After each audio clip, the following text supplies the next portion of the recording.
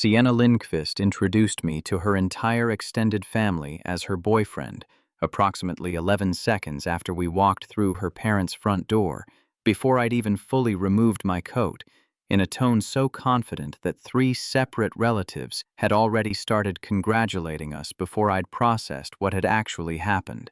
"Everyone, this is Rhys, my boyfriend.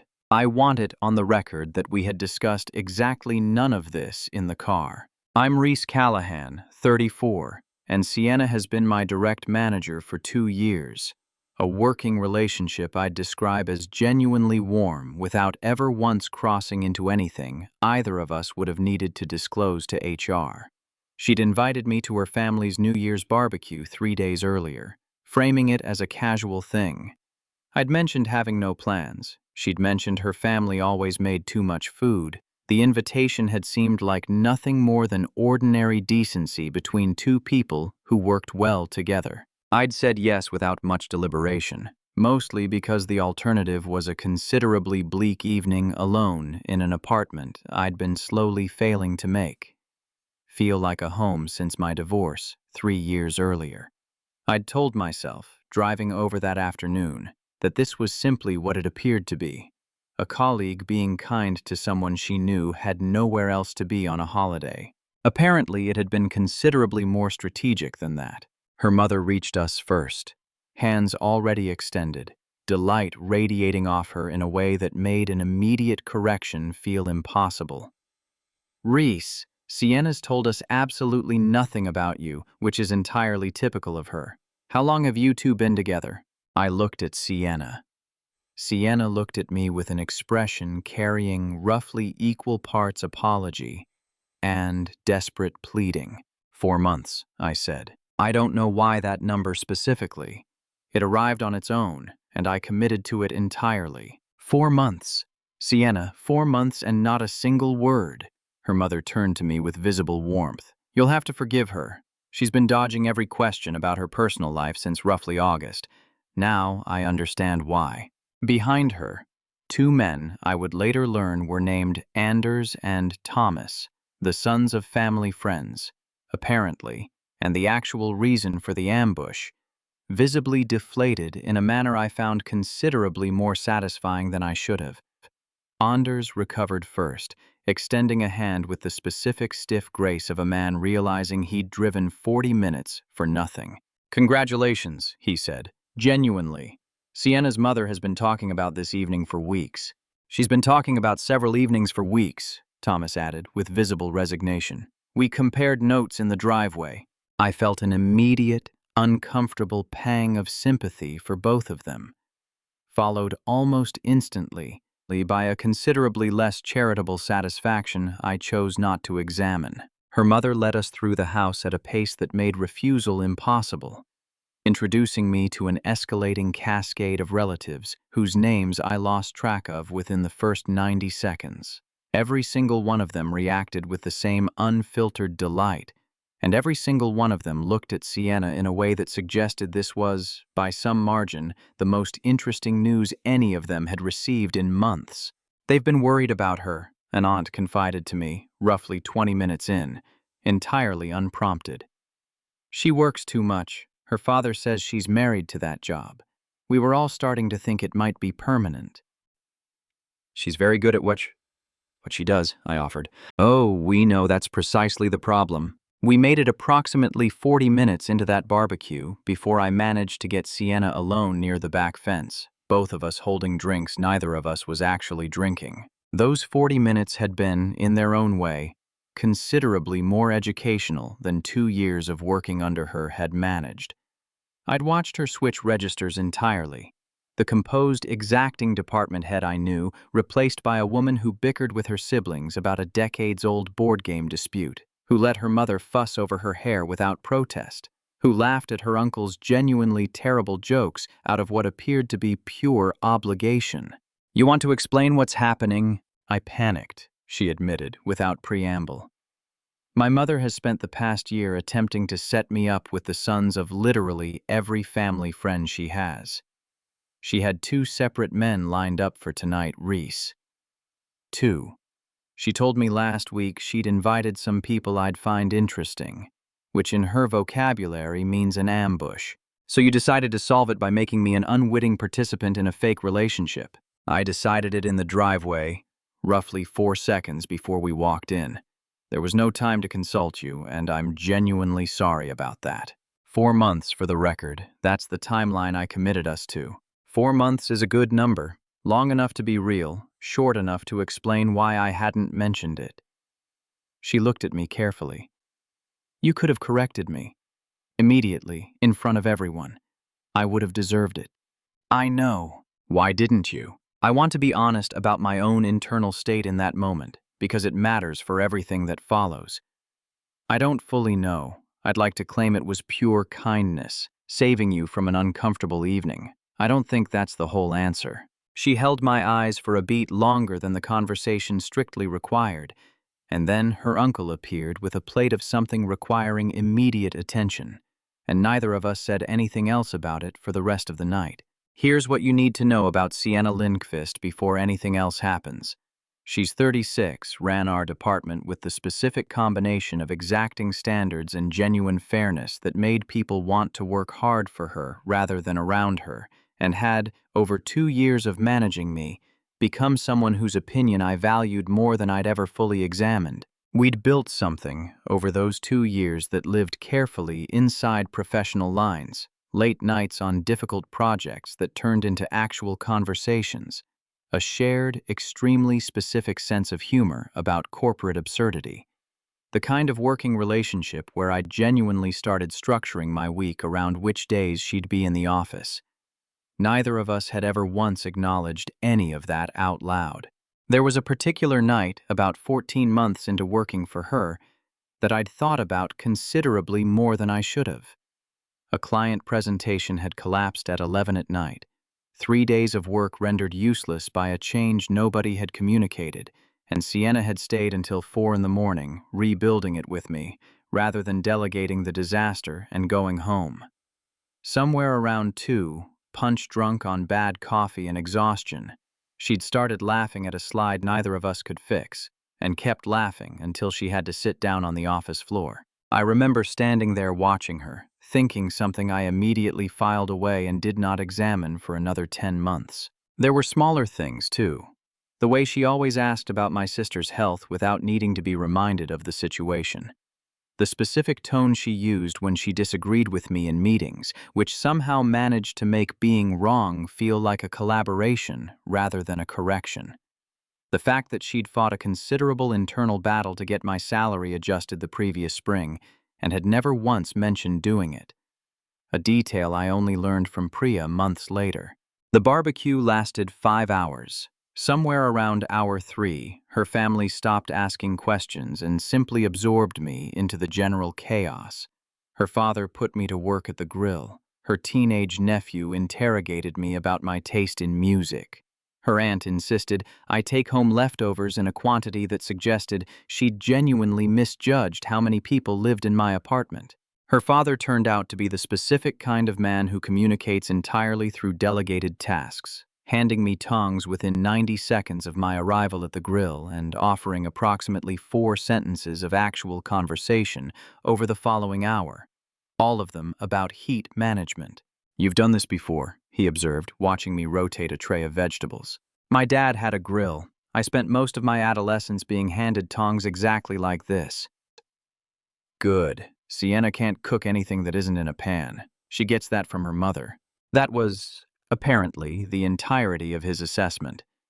He nodded once and went to get more charcoal, and I understood, in whatever way these things get understood, that I'd passed something. Her nephew, Oscar, 15 and radiating the specific skepticism of a teenager assessing an adult intruder, tested me considerably more directly. How long are you going to last? He asked, entirely without malice, mostly out of curiosity.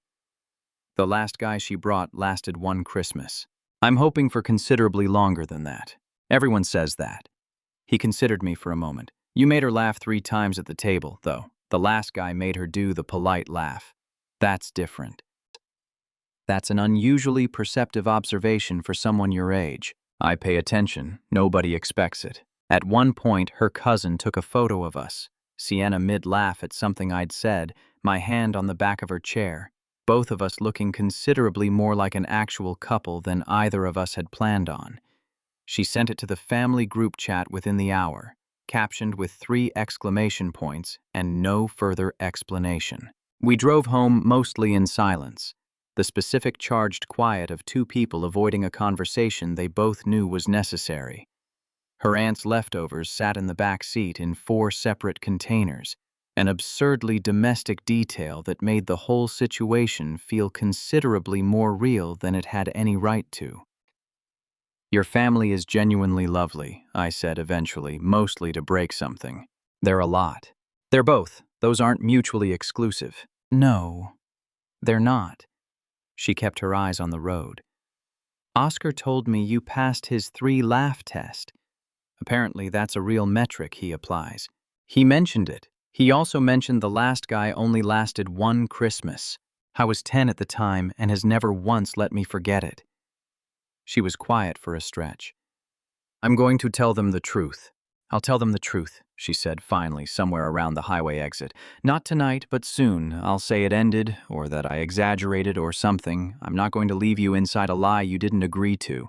Can I say something first?" "Please.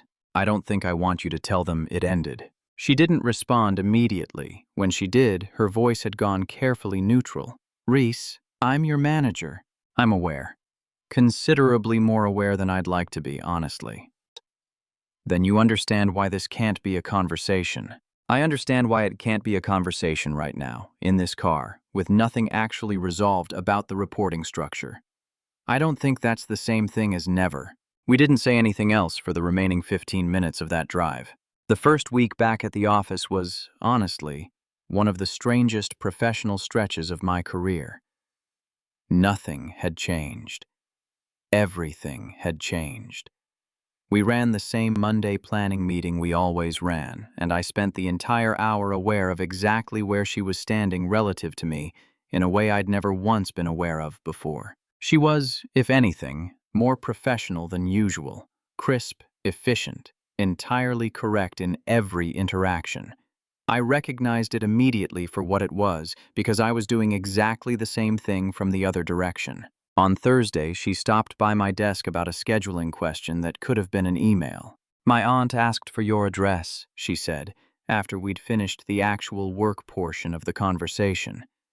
"She wants to send you something. I told her I'd check with you first." "What kind of something?" "Preserves. She makes an alarming quantity of preserves and has apparently decided you're now a legitimate recipient." "That's genuinely lovely, and also a considerable escalation." "It's going to keep escalating, Rhys.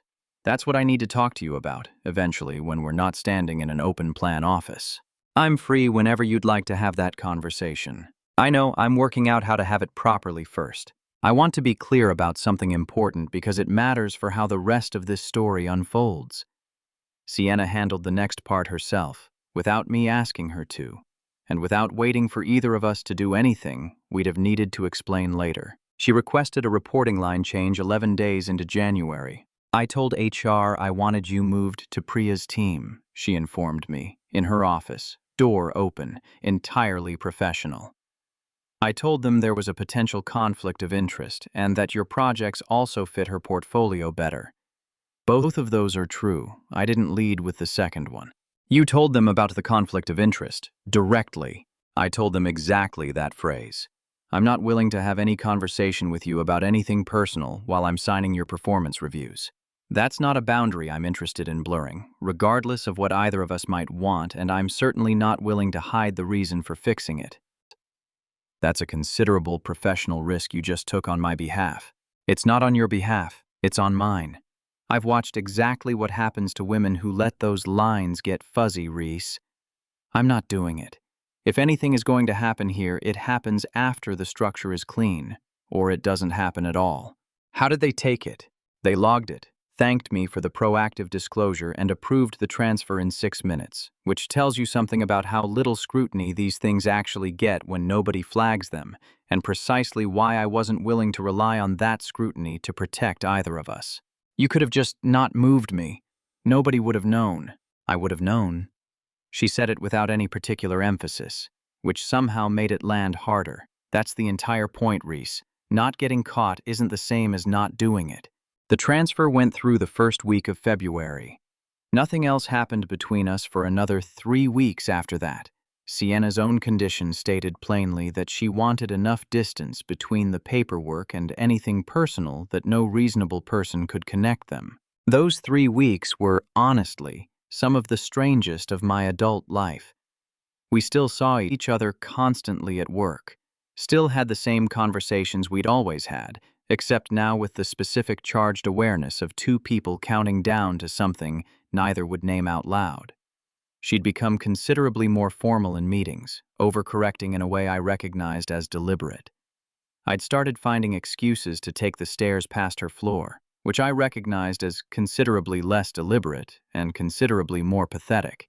"You're being weird," Priya observed roughly a week into my new reporting line. "You've reorganized the same project folder 4 times this week." I contain multitudes. Occasionally, one of them involves compulsive file management. She let it drop, though I noticed she didn't look particularly convinced. I have never respected anyone more than I respected her during those 3 weeks. I called my brother during the second of those 3 weeks, mostly because I needed to say the entire situation out loud to someone who wasn't inside it. "Let me make sure I understand," he said, once I'd explained. "Your boss pretended you were her boyfriend in front of her entire family, you went along with it, and then she moved you off her team specifically so she could pursue this properly." That's an accurate summary. Rhys, that's the most responsibly executed romantic situation I've ever heard in my life. Most people would have just started sleeping together and dealt with the org chart later. She's not most people. Clearly not. Are you actually going to do something about it, or are you going to keep admiring her professionalism from a safe distance for another 2 years? I'm waiting. There's a difference. There's a difference of about 3 weeks. After that, it just becomes the same thing you were doing before, with better paperwork. Everything complicated in mid-February, when her mother called her about Easter. "She wants you at Easter," Sienna told me over the phone, voice tight with something between panic and exhaustion. "She's already told my grandmother. My grandmother has apparently already started planning what she's going to cook for you specifically, based on what my aunt reported about your preferences at the barbecue." That's genuinely touching and also a considerable problem. It gets worse. She's asked whether we're thinking about the summer. Rhys, my mother is asking about a wedding, for a relationship that doesn't technically exist. Doesn't technically exist yet. That distinction is doing an enormous amount of work in that sentence, and you know it. I do. I'm using it deliberately. She exhaled, the specific sound of a woman running out of ways to avoid something. "Rhys, I need you to understand the actual problem here. It isn't the lie. I can survive telling my mother I lied. What I can't survive is the version where I let this go on because I liked how it felt, and then had to explain to everyone, including you, that I'd been using a fake relationship as a substitute for having an honest conversation about a real one. Then have the honest conversation. That's exactly what I'm trying to work out how to do. I want to be honest about how difficult the following 2 weeks were, because they mattered. The lie had grown well past the point either of us could dismantle cleanly. Her family had incorporated me. Her grandmother had a menu. And the actual relationship underneath it, whatever it was, whatever it might become, hadn't been given a single honest conversation, because we'd both been so careful about doing everything in the right order that we'd never gotten around to the part where either of us said anything true. The messages kept arriving. Her aunt sent me a direct message asking about my dietary restrictions for Easter, having apparently obtained my contact information through channels I never fully identified. Her nephew Oscar messaged to ask whether I'd be at the family's summer lake trip, a question that assumed a timeline neither Sienna nor I had any right to. Her mother sent a photograph of a spare room she'd apparently started reorganizing. "She's making up a guest room," Sienna told me, sounding genuinely stricken. "For a visit that hasn't been discussed, for a relationship that started as a panic response in a driveway. Your family moves considerably faster than most. My family moves at the speed of hope, which is faster than anything else I've encountered. I hate this, Sienna admitted one evening in late February, both of us on the phone considerably later than either of us should have been awake on a weeknight.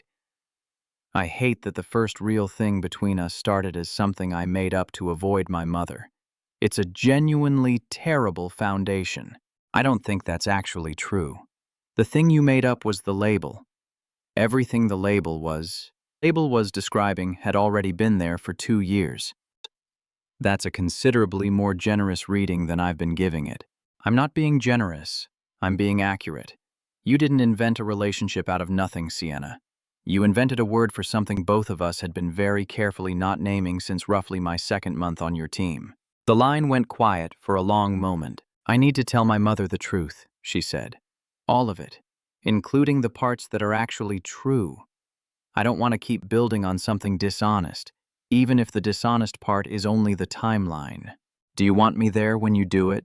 No, this one's mine to fix. She drove out to her parents' house that Saturday and told her mother everything.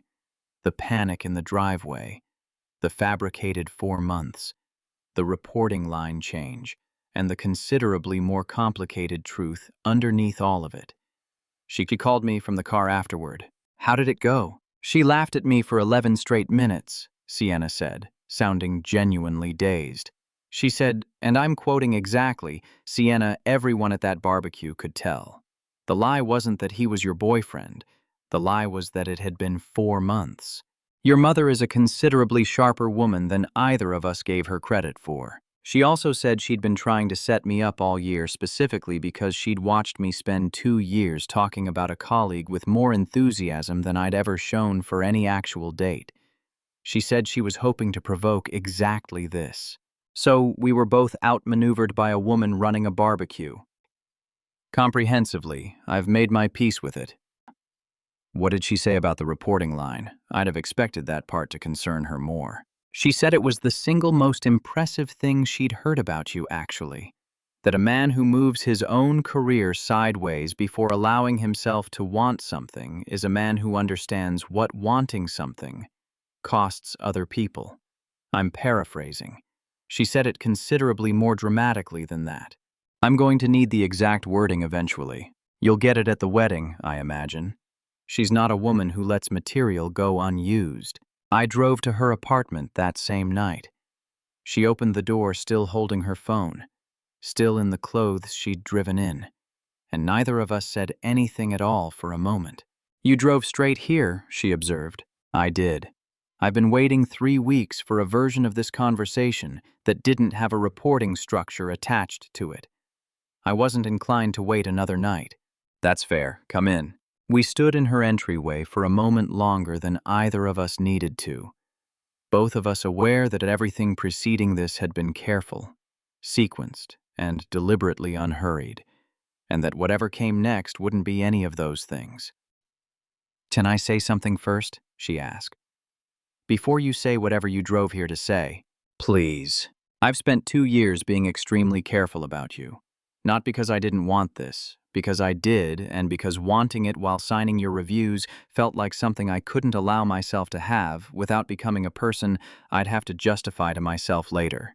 She paused. I want you to know the carefulness wasn't distance. It was the opposite of distance. It was the only way I could hold it. I know, I've known for considerably longer than I let on. For the record, I said, I would like to be your boyfriend. Actually, and not as a favor, and with your mother fully informed of the accurate timeline. I didn't say anything clever after that. I reached for her hand, and the kiss that followed started careful, the particular carefulness of 2 people who'd spent 2 years respecting a line neither of them had wanted. Then it went warm, her hand finding the front of my shirt with a certainty that erased whatever hesitation the previous months had built. And then, for one long, unhurried moment, it went past warm entirely, into something that made an ordinary apartment doorway feel like exactly the right place for 2 years of careful professionalism to finally resolve itself into something honest. Honest. We broke apart to the sound of her phone buzzing in her own hand, her mother, of course, following up. She has genuinely impeccable timing, Sienna said, laughing. Tell her the 4 months starts now. We took things slowly after that. Both of us deliberate about building something real on a foundation neither of us wanted to rush. The reporting line stayed clean. We told our closest colleagues ourselves rather than letting anyone discover it sideways, and the response was, honestly, considerably less dramatic than either of us had braced for.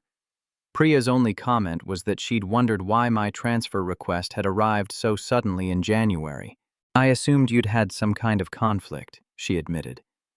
I spent about a week trying to figure out what Sienna had done to you. Nothing. Genuinely the opposite of a conflict, as it turns out. Well, congratulations. For what it's worth, you two handled the sequencing considerably better than most people would have. Most people in your position wouldn't have bothered with the transfer at all until someone made them. Our first actual date, distinct from a family barbecue built on a fabricated timeline, happened in early March. Both of us slightly nervous in a way that felt almost absurd, given how many hours we'd already spent together over 2 years. This is strange, Sienna admitted, once we'd been seated. 2 years of working dinners, and I'm somehow nervous about an actual one. I keep reminding myself I've watched you eat takeout on an office floor at 3 in the morning. There's genuinely nothing left to be nervous about. That's either reassuring or deeply unflattering. I can't determine which. Both. I've been informed that's usually the correct answer with me. We spent that evening covering ground 2 years of professional proximity had never quite reached. Her considerable ambivalence about the director role she was quietly pursuing. My own unexamined career drift. The specific parallel loneliness of two people who'd each poured most of their 30s into work without fully examining what else they might have wanted. She told me about her divorce 5 years earlier, a subject that had never once come up in 2 years of working alongside her. I told her about mine 3 years earlier, which she'd known about only as a scheduling fact. A week of personal leave. No explanation offered or requested. I knew you'd taken the time, she said. I never asked why. It seemed like the kind of thing you'd tell me if you wanted me to know. I appreciated that considerably more than I ever said. Most people asked. Most people are curious. That's not the same as being interested. The following week settled into something considerably easier than either of us had expected. We were, it turned out, already extremely good at spending time together. 2 years of practice had handled most of the work that new couples usually spend months on. What was new wasn't the ease, it was permission. Easter arrived 4 weeks later, and I went, this time as an actual boyfriend of roughly 1 month rather than a fabricated one of 4. Her grandmother had, as promised, prepared an entire menu around preferences reported secondhand from a barbecue 3 months earlier, most of which turned out to be wrong in ways I chose not to correct. You hate fish, Sienna murmured, watching me work through a considerable portion of salmon. I've decided I'm learning to like it. Your grandmother spent 2 days on this. She spent 4 days on it. She told me so twice. Then I'm learning to like it enthusiastically. Her mother pulled me aside at one point, near the kitchen, wearing an expression I'd learned to recognize as the prelude to something direct. I want to apologize, she said, for the ambush, both the men and the pressure. Sienna's told me it's been considerable, and she's right, and I've been trying to work out how to say so. You don't owe me an apology. I owe her one. You're just the person standing here. She glanced toward the dining room, where Sienna was arguing with Oscar about something inconsequential. She's happier than I've seen her in years. I'd like to take credit for that, and I know I can't, not really, but I'd like it noted that I was at least pointed in the right direction. It's noted, comprehensively. There's something else. She hesitated, which I'd learned was genuinely unusual for her. When she told me the truth, she also told me what you did, about the job, moving yourself before anything happened. She moved me. I want to be accurate about that. It was entirely her decision. She said you didn't argue, that you understood immediately why it mattered to her, and that you never once asked her to make an exception. Her mother studied me for a moment. Her father was a good man. He was also a man who thought rules applied to other people. I spent 30 years managing the consequences of that. I don't think you understand what it means to me, watching my daughter choose differently. I didn't have a response that felt adequate, so I didn't offer one. Anyway, she said briskly, the moment apparently over, there's more salmon. Sienna got the promotion that summer, a director role she'd been quietly working toward for 3 years, awarded entirely on the strength of her own record, in a process where nobody could reasonably suggest anything had blurred. I wanted it clean, she told me the night the offer came through. Not because anyone would have accused me, because I'd have accused myself. You got it clean, that matters, and you should let yourself feel it. I'm working on the feeling it part. It doesn't come as naturally as the earning it part. We moved in together that autumn, into a place neither of us had lived in before. A deliberate choice on her part. I don't want to move into yours or have you move into mine, she'd said when we first discussed it. I want somewhere that's ours from the first day. I've spent enough of my life fitting myself into structures other people built. That's an unusually architectural way to describe an apartment hunt. I contain multitudes. Several of them involve metaphor. Her family helped us move, which was both enormously useful and an experience I would describe as chaotic beyond any reasonable measure. Oscar, 16 by then and considerably stronger than anyone had accounted for, carried a bookshelf up 2 flights alone and refused all offers of assistance out of what appeared to be pure principle. Her mother reorganized our kitchen twice before we'd finished unpacking the bedroom. She's doing it again, Sienna observed, watching from the doorway. I've decided to let her. She's happy, the cabinets look genuinely better, and I've learned there's no version of this where either of us wins. That's the fastest anyone has ever adapted to my family. It took my brother-in-law 4 years to reach that conclusion. I proposed the following New Year's, at that same barbecue, in her parents' backyard, roughly 12 feet from the spot where she'd first introduced me as something I wasn't. I'd coordinated with her mother weeks in advance, a decision I regretted approximately 4 minutes after making it, given how comprehensively the woman was incapable of subtlety. She knows, Sienna informed me, roughly an hour into the party. My mother. She's been vibrating since we arrived. She's asked me 3 separate times whether I'm having a nice evening, which she has never once asked me in 37 years. I have no idea what you're referring to. You're a genuinely terrible liar, Rhys. It's one of the things I like most about you. I proposed anyway, badly, in front of roughly 40 people who had apparently all been informed in advance and had been waiting with varying degrees of patience. She said yes before I'd finished, then turned immediately to her mother and accused her, correctly, of ruining the surprise. I ruined nothing, her mother said, entirely unrepentant. I simply made sure the correct people were watching. That's different. We got married 2 years after that barbecue. In a ceremony, her mother took approximately full credit for organizing the circumstances of. She gave a toast that consisted almost entirely of a detailed reconstruction of the evening in question, including a considerably unflattering impression of Sienna's face in the moment she introduced me. I have never seen my daughter panic like that in her entire life, she told the assembled guests, and I have never seen a man agree to a lie that quickly. I knew right then. Nobody says yes that fast to something he doesn't already want. Sienna gave her own brief toast afterward, considerably more composed but no less pointed. I want to acknowledge one thing publicly, she said, because it matters to me that people understand the actual order of events. Rhys was on my team when this started. He isn't now and hasn't been since 11 days after that barbecue, because I moved him before either of us said a single honest word to the other. I want that on the record, at my own wedding, because I've spent my entire career watching women lose everything over exactly the assumption people might otherwise make about tonight. She raised her glass. And because he waited 3 weeks after that without once complaining about it, which is genuinely the most romantic thing anyone has ever done for me. It was a considerably long 3 weeks, I offered, from beside her. You reorganized the same folder 4 times, Rhys. Priya reported it to me directly. The photo from that barbecue, Sienna mid-laugh, my hand on the back of her chair, both of us looking exactly like the thing we were pretending to be, hangs framed in our hallway now. Her cousin sent us the original file as a wedding gift, printed and matted, with a note that read simply, "Evidence." "It's a strange thing to build a marriage around," Sienna said, the first time we hung it. "A photograph of a lie." It was never a lie, it was just early. We go back to that barbecue every New Year's now.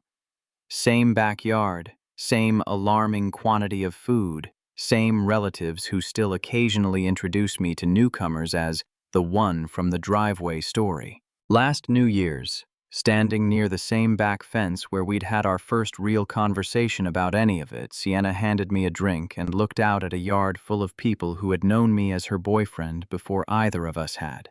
"Do you ever wonder what would have happened if you'd corrected me?" she asked. "If you'd said, right there in the entryway, that I was making it up?" "I've thought about it. I think we'd have had a considerably more awkward evening, driven home in silence, and then gone back to being exactly what we'd been for 2 years, indefinitely, probably. That's the part I find genuinely frightening. How close we came to the version where nothing happened at all. We didn't get that version. That's the only part that actually matters now. Have you ever had someone else name the thing you'd been too scared to name yourself? Tell me your story in the comments. If you liked this one, leave a like, subscribe, and I'll see you in the next video.